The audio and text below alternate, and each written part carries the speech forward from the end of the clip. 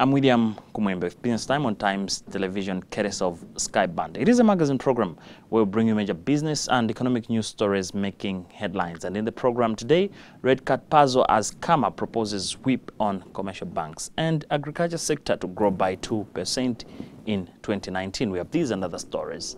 Stay tuned if you could. Now you can access the Daily Times, Malawi News, and the Sunday Times newspapers anytime, anywhere, by the click of a mouse or a swipe on your smartphone.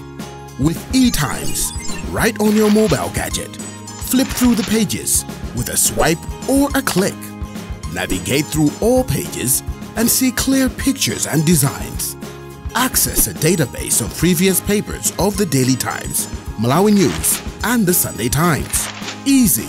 Subscribe now to eTimes. Go to www.times.mw/e-edition. Sign up and log in. Enter your password and enjoy the newspaper. It's about time.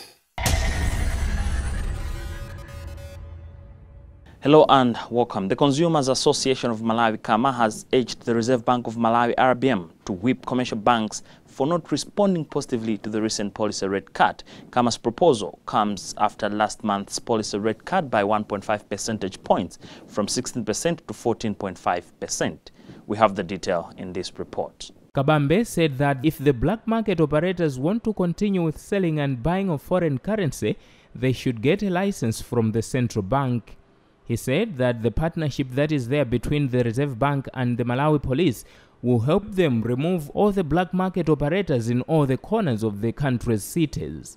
It's an illegal activity, it's illegal. We would urge them, if they want indeed to operate a foreign exchange transaction business, let them come to the central bank. We'll give them a license for them to transact without hassles, without problems. But as they choose to transact illegally, it means they are against the law and we'll come after them. And that's what we're saying, that we'll use our unity of purpose, working together to deal and stop that. In terms of the rates, you and me can agree that that's a long time now. We used to have queues in the past. We used to have differential rates in the past. That's no longer the case. The rates that you find in most bureaus that have licenses would more or less be equal to those in the black markets. There isn't any difference now that one can point out, significant one, that the two rates are different. So what we would urge them, let them come, get a license and give those rates which they want to. In any case, foreign exchange bureaus decide which rate they want to use. If they think those rates are good rates, let them get a license and give those rates, and people will go to them. But we don't want them to act illegally. Let them act legally and give those rates. After all, if indeed there may be good rates, let them give them legally those rates. But in terms of us stopping it, we will. And I think the Inspector General of Police has been very, very decisive this afternoon. That beginning this afternoon will go after every illegal transaction that is taking place, but also appeal to the general public. Sometimes you may know that your neighbor next door is the one who is trading illegal in foreign exchange. Ask them to come and get a license from us, and they will do that. If not, the long arm of the law will take its course. Some of the black market operators in Lilongwe who did not want to be named said that they do not meet the capital requirements by the central bank for them to establish bureaus, hence operating informally. They further said removing them from the corners of the cities will make foreign currency more scarce, which may prompt the rates to skyrocket. From Lilongwe, I am Chimwe Mangazi.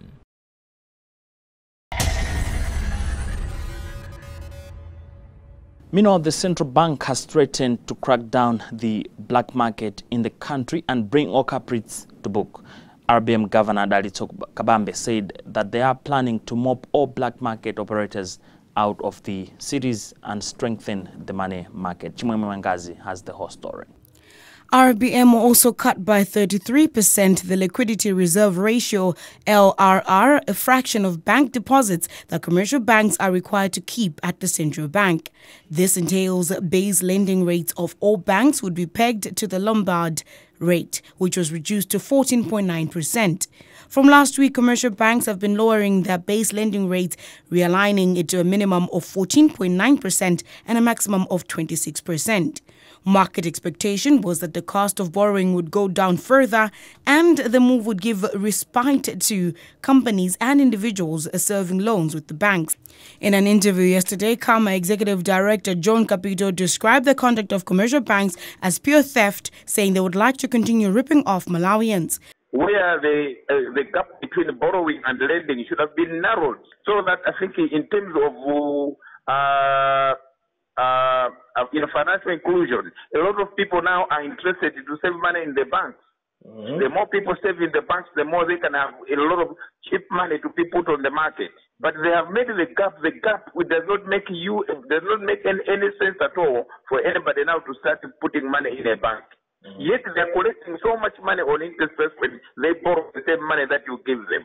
We thought these are the challenges that people were looking at, the capping and the number of statements and the money that they make. They are interested in making a lot of money and keeping it to themselves, but they don't want to participate in the growing of the economy. Because if they were interested, what they could have done is let us make money, but also let us also make sure that the people that deposit with us, they should also be interested, and they should come in large numbers. The more they come, the more they deposit, the more we can borrow that money. But right now, what they have done is cut out anybody who would wish to deposit the money, because you can't get 6%, and then you get about maybe 20% interest on a loan. So they have not been able to move forward and address the challenges that they are facing. I think I'm sure the central bank needs to take a big whip. For me, the central bank needs to take a big whip and definitely investigate why these banks are behaving this way. Because they cannot get. We know that we are aware that they are in business for profit, but I don't think they should get used to stealing. Because really, I cannot give somebody my money and I get 6%, and I borrow the same money, and they're telling me just the base rate is about 15%, plus other charges. It comes up maybe to something about maximum 26%. Does that make sense? It doesn't make sense at all. Therefore, I think there's need for the central bank's intervention, because the Reserve Bank gave in a lot of money to the banks to play around with and encourage and stimulate consumers to start investing, to start depositing, to start putting money in the banks. Now that, I think, has been taken away. Capito said it does not make sense that banking has remained the only profitable business in the country. In its assessment of impact of the policy rate cut, economic think tank, the Economics Association of Malawi, Cama, said the cost of borrowing will largely depend on risk profile of the respective borrowers. In an interview, Cama Chief Executive Officer Melika Tula said going forward, there is a strong need for banks to have more attractive deposit rates to incentive savers. This would help banks to mobilize more funds for credit extension. It should also be noted that savers have no incentives to save in Malawi despite having high interest rates, since the real interest rate on savings has always been negative, as inflation rate has, on average, been higher than deposit rate.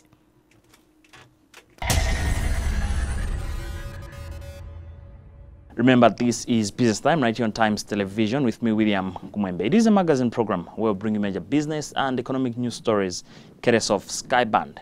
When we get back, we will discuss agriculture sector's future and outlook and its possible impact on the local economy. We'll be right back. Now you can access the Daily Times, Malawi News, and the Sunday Times newspapers anytime, anywhere, by the click of a mouse or a swipe on your smartphone. With eTimes, right on your mobile gadget. Flip through the pages with a swipe or a click. Navigate through all pages and see clear pictures and designs. Access a database of previous papers of the Daily Times Malawi News, and the Sunday Times. Easy. Subscribe now to eTimes. Go to www.times.mw/e-edition. Sign up and log in. Enter your password and enjoy the newspaper. It's about time.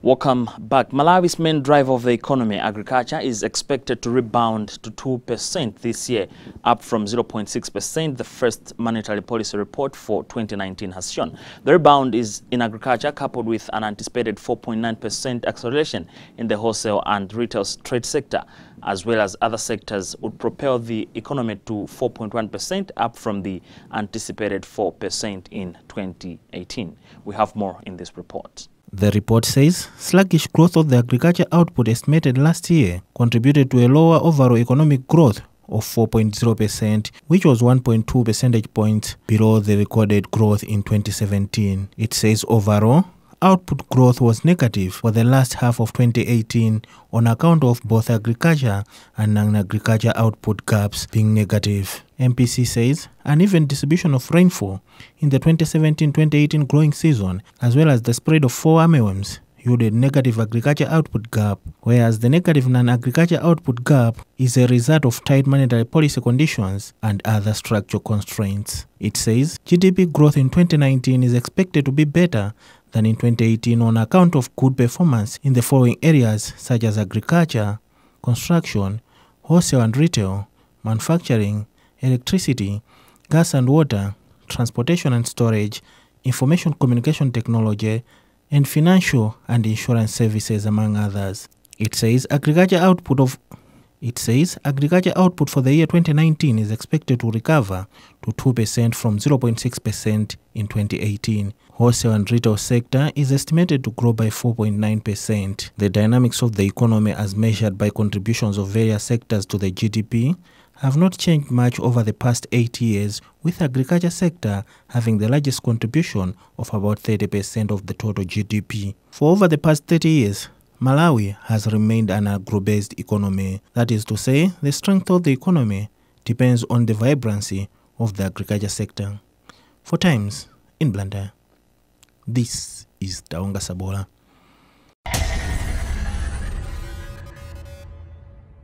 The Competition and Fair Trading Commission and the Tobacco Control Commission, TCC, on Monday signed an agreement to join forces in regulating the country's tobacco sector. Chimwemwe Mangazi has the whole story. CFTC Executive Director Charlotte Malonda said that following various surveillance visits to auction floors and tobacco growing areas and engagement with other stakeholders, the Commission has noted that there are various anti-competitive and unfair trading practices that need to be addressed for the good of the growers, industrial players, and the economy at large.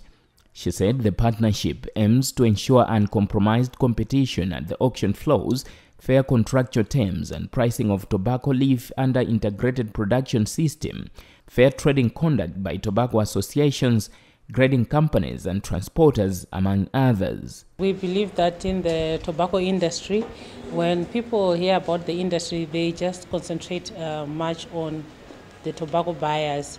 But we believe that the tobacco industry comprises of several players. There is the tobacco farmer, and then there is also people who transport tobacco, people who grade tobacco. So we believe that we should not concentrate only on practices or just on pricing of the tobacco leaf. We believe that there is a likelihood of unfair trading practices from the point of tobacco farming to also grading and transportation of tobacco. And as the Competition and Fair Trading Commission, during our surveillances, we have made some observations that there is need for regulatory action to ensure that there is fairness towards the tobacco farmers by all stakeholders in the tobacco industry. That is why we have decided to sign a memorandum of understanding with the regulator in the tobacco industry so that we can work together to achieve a common goal, and that is to enhance competition and also to enhance fair trading practices in the tobacco industry. Some of the notable clauses in the MOU involves that when there is when they are cases in the tobacco industry, we will come up with a committee that will do a joint investigation into what has happened so that we get to the bottom of the matter. And the other provision that is very important for people to understand is the Tobacco Control Commission is not giving up its regulatory powers, neither is the CFTC giving up its regulatory powers, but we are only going to work on matters where we have common interest and on matters where there is a concurrent jurisdiction. So at the end of the day, we don't want to be that there should be wastage of resources where people are complaining about a matter both at the TCC and at the CFTC, and we are both carrying out our individual investigations, but we are going to be carrying out investigations together so that there is no wastage of resources. So at the end of the day, we don't want to come up with divergent outcomes. We want an outcome that addresses our interests in terms of competition, and an outcome that also addresses the interests of the Tobacco Control Commission.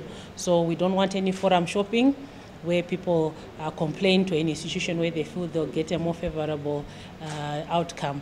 We want people to complain, and we look at the provisions of the law, and then we implement the law. Where there are common interests, we are going to implement the law together. TCC Chief Executive Officer Kaisi Sadala said tobacco production, marketing, processing and exportation is a complex business, and as part of the integrated production system, the industry has witnessed the advent of contract farming, which has brought about both backward and forward vertical integration from the merchants, associations, market operators and other key stakeholders. He acknowledged that his commission has also noted some cases of intertrading which have compromised fair trading and competition in the industry. As you are aware, the tobacco industry comprises of quite a number of stakeholders. We have got the buyers, we've got the transporters, we've got the floor operators, we've got transporters, the graders, and we have got the actually tobacco associations. So all these stakeholders, sometimes there are issues that come up. But at the end of the day, I think the most victimized in the trade becomes the grower. So this exercise we are doing this evening is part of our efforts as a commission to ensure that the grower, the farmer, the ultimate producer of the crop is taken care of. It looks at everybody, because with the inset of the what we call the integrated production system, which is in short IPS, we've got contracts that farmers do sign with the buyers. And sometimes there have been issues between the growers and the buyers, misunderstandings. Sometimes probably farmers have been meant to sign things which they do not understand. Lately, as TCC, we have impressed and emphasized on the need for transparency, so that the grower is not just signing things without knowledge. But you will know that most growers, the local farmers, may not fully understand the dynamics of what is the things that are put there. Now, there's an emphasis that we have to vet those contracts at Tobacco Control Commission. But in between, you never know. There could be other things that take place. So that is where this partnership becomes very critical, because our colleagues, the Competition and Fair Trade Commission, they are specializing in the issues of competition and ensuring that there is a fair trade, while at the same time, the Tobacco Control Commission, which is mandated to regulate the production and marketing of tobacco, is also interested to see that the ultimate producer, the grower, is taken care of. Since 2013, the Commission has entered partnership with various sector regulators, including the Reserve Bank of Malawi, Malawi Communications Regulatory Authority, Malawi Bureau of Standards, the Anti-Corruption Bureau, the Public Procurement and Disposal of Assets Authority, Malawi Energy Regulatory Authority, and the Malawi Gaming Board and the Lotteries Board. From Lilongwe, I am Chimwe Mangazi.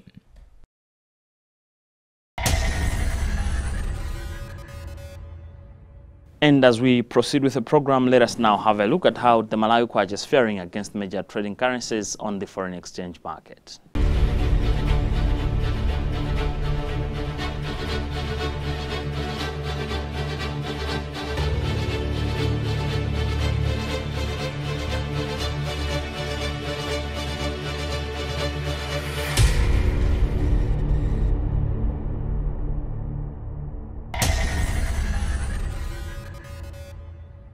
Getting customized furniture seems comparatively expensive in the country, obviously because most are imported. When it is locally made, the cost remains relatively elevated due to cost of importing raw materials. But how is the going like for local budding furniture manufacturers?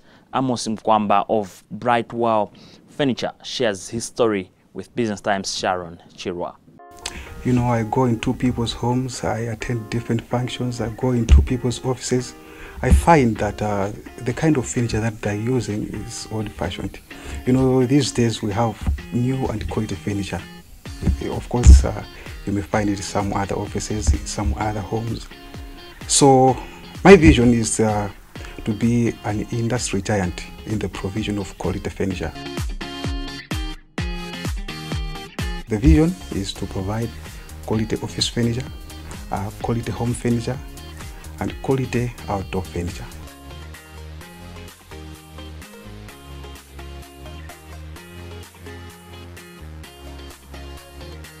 In Malawi, most of the businesses, we are on a free market economy. Everyone can enter into the business and everyone may exit the industry. But I advise them to be of a very high standard. I mean, the products that they will be producing, they should be of high quality and high standards, just the way as we do. Because they might think of coming in, then provide furniture which is of poor quality. So they are going to distort the classicness that is already there by few individuals. Yeah, I'm living my dream. You know, in the first place, I wanted to provide quality furniture. I wanted to provide quality working suits. When you go into companies, some companies, when you go to Mangoji, you find out that some of the furnitures there we are provided by us. When you go into a lot of people's houses in Gorokosa, in Manja, in Naniwawa, you find quality fitted kitchens. Those were fitted by us. So I feel like I'm living my dream of providing quality furniture. Well, with that story, we've also come to the end of today's edition of the program Business Time, right here on Times Television, courtesy of Skyband. It is a magazine program where we'll bring you major business and economic news stories making headlines. On behalf of the entire production team, my name is William Kumwembe. But always remember, if it doesn't make money, it doesn't make sense. Bye for now. Now you can access the Daily Times, Malawi News, and the Sunday Times newspapers anytime, anywhere, by the click of a mouse or a swipe on your smartphone. With eTimes, right on your mobile gadget. Flip through the pages with a swipe or a click. Navigate through all pages and see clear pictures and designs. Access a database of previous papers of the Daily Times, Malawi News, and the Sunday Times. Easy. Subscribe now to eTimes. Go to www.times.mw/e-edition. Sign up and log in. Enter your password and enjoy the newspaper. It's about